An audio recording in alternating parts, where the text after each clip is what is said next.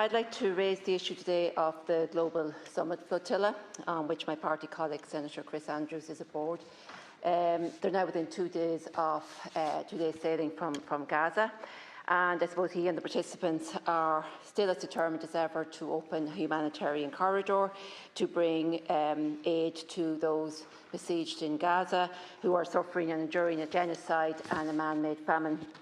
It's not the first flotilla Chris has been on. In fact, he was on 3 before. And once in 2011, he actually was kidnapped and kept in an Israeli jail for a week.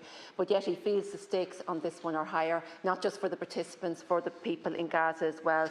But he is concerned. I mean, Israel have been quite threatening in their language. They have launched some drones last week at some of the ships. Thankfully, nobody was injured.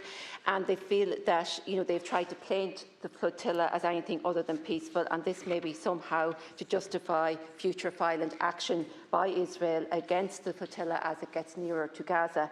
And I suppose ordinary people like Chris and others from across the globe shouldn't have to do this. It's really something that governments should have come together and opened that humanitarian corridor some time ago, because we're all watching the scenes on our television for the last 2 years. I mean, Israel are guilty of war crimes. They've been called out for it. They're guilty of genocide. The UN have said so. Many other countries have said so. And we have words of support for Gaza and words of condemnation for Israel, but it really, really is not enough.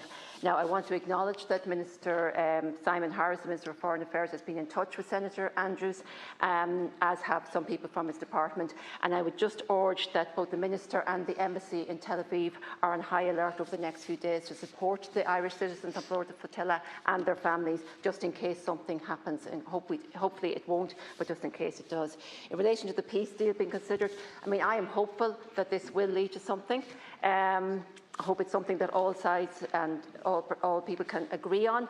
However, I am conscious that it's something that is drafted by the American President, that has been seen by the Israeli Prime Minister, but has not been seen by any representatives of the Palestinian people. Now, I know they are considering it, and I hope they can agree to it, but I am really concerned if it's something that they can't.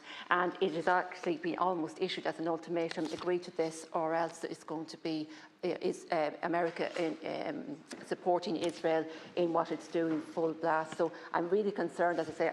Hopefully it can be resolved, but really concerned at the same time. So just hoping that Minister Harris and the Embassy will keep a close eye on matters. Thank you.